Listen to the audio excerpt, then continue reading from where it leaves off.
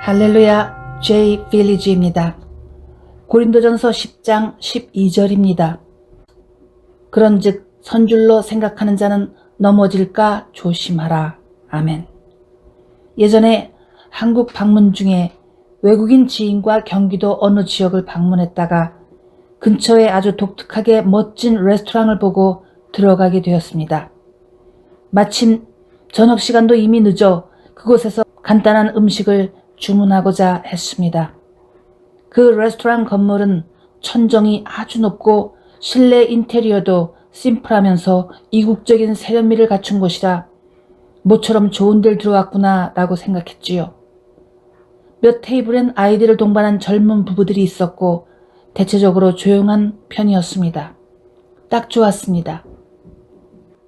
주문한 음식을 기다리는데 저 멀리 모자와 에이프런을 잘 두른 스텝이 주문받는 곳에서 양치질을 하는 게 보였습니다. 커다란 화분이 있어 손님 테이블에서 자기를 못 본다 싶어 그런 짓을 하는지는 모르겠으나 더구나 외국인 지인 앞에서 아주 부끄럽기 짝이 없었습니다. 주인은 멋진 건물과 거기에 딸린 땅을 수준급 환경으로 만들려고 노력을 했겠지만 좋은 이미지가 와르르 무너지는 것은 10초도 안 걸렸습니다. 혹 기회가 있으면 다시 가겠느냐고요? 글쎄요. 어린아이들은 방바닥을 기어다니다가 드디어 일어서서 걷기 시작합니다.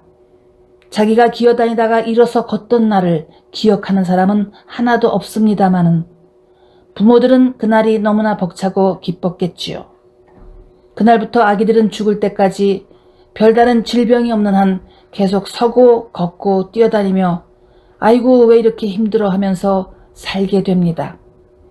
그리고 가능하다면 다른 사람들보다 더 높게 서보려고 아등바등 애를 씁니다. 그래서 오래전에 여의도에 63빌딩이 세워졌을 때에도 나를 비롯한 많은 한국인들은 자기와는 아무런 상관이 없는 건물인데도 저게 아시아에서 최고 높은 빌딩이래 하며 으쓱하기도 했었습니다. 비록 내 소유는 아니지만 63빌딩이 한국 것이라는 자부심을 만족시켜 주었기 때문이지요.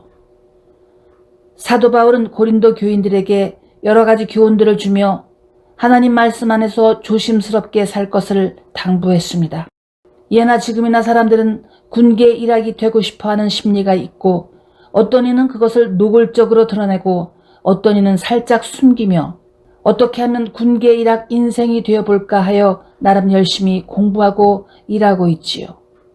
이 12절 말씀 직전에 사도 바울은 모세를 따라 나섰던 이스라엘 백성들이 하나님을 무시한 죄로 벌을 받는 것들을 말하였습니다. 즉 왜 그들이 감히 하나님을 업신여기다 죽어야 했느냐? 그 이유는 그들이 마음속에 자신들이 이미 하나님 위에 또는 지도자 모세 위에 서 있다는 생각이 있었다는 뜻입니다. 그렇지 않다면 어떻게 감히 하나님께 대들었겠습니까? 그런데 흥미로운 것은 그 당시 이스라엘 백성 전체가 다 그렇게 오만방자했던 것은 아니었습니다. 그러니까 개중 어떤 이들만 본보기로 엄한 징계를 받은 것이지요. 선지자 사무엘 당시 사울에 대한 얘기를 해보겠습니다. 사무엘은 하나님께서 사울왕을 버리셨다고 하셨을 때 매우 슬퍼했습니다. 사울이 잘못한 것들을 알기는 하지만 그래도 사울이 하나님께 버림받았다는 것에 너무나 마음이 아팠습니다. 그 이전에 사무엘이 하나님의 명을 따라 사울을 왕으로 뽑았던 적이 있었는데 그 당시 사울의 외모에 대해 이런 설명이 있습니다. 사무엘상 9장 2절입니다. 기스에게 아들이 있으니 그의 이름은 사울이요 준수한 소년이라. 이스라엘 자손 중에 그보다 더 준수한 자가 없고 키는 모든 백성보다 어깨 위만큼 더 컸더라. 준수하고 키가 다른 이들보다 훨씬 더 크다고 했습니다. 얼마나 멋진 사람입니까? 만일 외모만 본다면 사람들이 그를 흠모할 만하지요. 와, 저 키 좀 봐라. 정말 멋지군. 인물 좀 봐. 그래, 왕이라면 적어도 저렇게 생겨야지. 어디 내놔도 우리 왕이라고 부르기에 부끄럽지 않겠어. 사람들은 자기 얼굴도 아니고 자기 몸뚱아리도 아닌데 사울의 멋진 외모를 보며 대리 만족까지 얻었습니다. 아주 젊은이도 아니었던 게 사울이 왕이 될 때 40세라고 했으니 청년이라고 하기엔 이미 나이가 있고 장년에 속하였다고 보면 됩니다. 그는 영광스럽게도 첫 왕이 되었으나 후에 심하게 불순종하고 자기의 고집을 꺾지 않아 마침내 하나님의 신이 그에게서 떠났다고 했습니다. 즉 버림을 받은 것입니다. 그리고 블레셋 사람들과 전투가 있었는데 누가 사울과 이스라엘 앞에 나와서 모욕을 주며 도전을 했습니까? 골리앗입니다. 사무엘상 17장입니다. 그가 키가 큰 정도 아니라 너무나 컸고 보통 인간이 아니었습니다. 사무엘상 17장 4절에서 7절입니다. 블레셋 사람들이 진영에서 싸움을 도두는 자가 왔는데 그의 이름은 골리앗이요 가드 사람이라. 그의 키는 6규빗 한 뼘이요 머리에는 놋 투구를 썼고 몸에는 비늘 갑옷을 입었으니 그 갑옷의 무게가 놋 5,000세겔이며 그의 다리에는 놋 각반을 쳤고 어깨 사이에는 놋 단창을 메었으니 그 창자루는 배틀채 같고 창날은 철 600세겔이며 방패든 자가 앞서 행하더라. 아멘. 게다가 이 골리앗이 말도 잘했습니다. 무슨 말을 했습니까? 하나님을 모욕하는 말을 퍼부어대며 약을 올렸습니다. 보십시오. 사울이 다른 이들보다 더 크고 잘난 것처럼 보였으나 하나님의 신이 그에게서 떠나니 금세 사울보다 훨씬 더 큰 이상한 몬스터 같은 골리앗이 나와 도전을 합니다. 골리앗이 무슨 말을 했습니까? 17장 8절에서 10절입니다. 그가 서서 이스라엘 군대를 향하여 외쳐 이르되 너희가 어찌하여 나와서 전열을 버렸느냐? 나는 블레셋 사람이 아니며 너희는 사울의 신복이 아니냐? 너희는 한 사람을 택하여 내게로 내려보내라. 그가 나와 싸워서 나를 죽이면 우리가 너희의 종이 되겠고 만일 내가 이겨 그를 죽이면 너희가 우리의 종이 되어 우리를 섬길 것이니라. 그 블레셋 사람이 또 이르되 내가 오늘 이스라엘의 군대를 모욕하였으니 사람을 보내어 나와 더불어 싸우게 하라 한지라. 아멘. 골리앗이 그렇게 말을 했습니다. 그리고 11절입니다. 사울과 온 이스라엘이 블레셋 사람의 이 말을 듣고 놀라 크게 두려워하니라. 사울이 하나님의 말씀을 우습게 여기고 선지자의 권면을 무시하자 곧 골리앗 같은 괴물이 나타나서 그와 이스라엘을 괴롭히지만 기도와 상담을 부탁할 선지자가 그에겐 없었습니다. 있지만 만날 수는 없었습니다. 왜냐하면 선지자 사무엘이 그를 안 보기로 결심했기 때문이지요. 15장 35절입니다. 사무엘이 죽는 날까지 사울을 다시 가서 보지 아니하였으니 이는 그가 사울을 위하여 슬퍼함이었고 여호와께서는 사울을 이스라엘 왕으로 삼으신 것을 후회하셨더라. 아멘. 그러니까 아직 하나님께서 여러분과 함께 하실 때 하나님의 사람들이 여러분에게 조언을 주고 기도를 할 때 그것을 소홀히 여기지 말고 자기를 겸손히 낮추면 골리앗이 오든 골리앗 할아버지가 오든 이겨낼 방법을 가질 수 있습니다. 아멘. 오늘날도 겸손한 사람은 찾아보기가 어렵습니다. 고린도전서 10장 5절입니다. 그러나 그들의 다수를 하나님이 기뻐하지 아니하셨으므로 그들이 광야에서 멸망을 받았느니라. 하나님께서 그들의 다수를 기뻐하지 아니하셨다라고 했는데 즉 다수, 많은 숫자, 큰 무리라고 해서 주님께서 사랑해 주셔야 하고 인정해 주셔야 한다는 뜻은 아닙니다. 내가 오래전에 같은 교회의 사무실에서 일을 했던 어느 목사님은 종종 이렇게 말을 했습니다. 대세야, 대세를 따라야 해, 대세를. 아마도 신학교 다니기 전에 다녔던 직장에서 그런 처세술을 배운 건지 교회 안에서 아직 젊은 목사가 대세를 따르자고 하면 그게 무슨 뜻인가요? 그것은 하나님의 뜻은 간대없고 민주주의로, 다수결로, 대세로 일하자는 것이지요. 이런 마인드를 가진 사람들은 출애굽기와 민수기에서 왜 하나님께서 어떤 다수들을 무겁게 징계하셨는지 그 부분들을 건너뛰고 안 읽은 사람들이겠지요. 지난번에도 언급했는데 어느 교회에서 우리 교회의 저력을 보여줍시다 라고 강조했습니다. 그것을 보는 순간 떠오르는 것은 창세기 11장의 바벨탑이었습니다. 노아의 후손 중 일부가 동쪽으로 가다 시날 평지에서 여기에 성과 대를 만들자 했는데 이것이 시티, 도시와 타워입니다. 인간의 저력을 보여주려고 한 것이지요.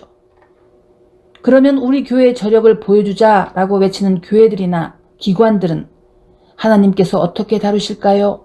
답이 있습니다. 창세기 11장 7절에서 8절입니다. 자, 우리가 내려가서 거기서 그들의 언어를 혼잡하게 하여 그들이 서로 알아듣지 못하게 하자 하시고 여호와께서 거기서 그들을 온 지면에 흩으셨으므로 그들이 그 도시를 건설하기를 그쳤더라. 아멘. 즉 교회 안에 기관 안에 사람들이 모여도 늘 언어가 혼잡하고 서로 소통이 잘 되지 않아 마음이 하나가 되지 못하고 뿔뿔이 흩어져 버리는 분열의 현상이 나타난다는 뜻입니다. 같은 건물 안에 같은 사무실 안에 모여 있어도 생각과 마음과 언어가 다 달라서 단합을 할 수 없습니다. 소통이 안 된다고요? 우린 다 한국어 쓰는데요. 그래서요. 같은 언어, 영어, 일본어, 한국어가 아무 소용이 없습니다. 소통이 이루어지지 않습니다. 왜 그렇습니까? 하나님의 혼잡케 하시는 징계를 받은 것입니다. 바벨의 저주를 받은 것입니다. 그러니 우리 교회가 좀 힘이 있고 우뚝 섰다 싶은 이들은 아주 조심하십시오.